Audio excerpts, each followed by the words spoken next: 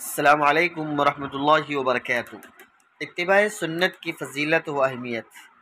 اتباع سنت سے اللہ تعالیٰ اور اس کے رسول صلی اللہ علیہ وسلم کی محبت اور جنت میں آپ صلی اللہ علیہ وسلم کی معیت نمی نصیب ہوتی ہے۔ اللہ کے رسول صلی اللہ علیہ وسلم نے فرمایا کہ جس نے میری سنت کی حفاظت کی، میرا اتباع کیا اور میری اطاعت کی، اللہ اسے 4 باتوں سے نوازیں گے۔ نمبر 1، نیک لوگوں کے دلوں میں ان کی محبت پیدا فرمائیں گے۔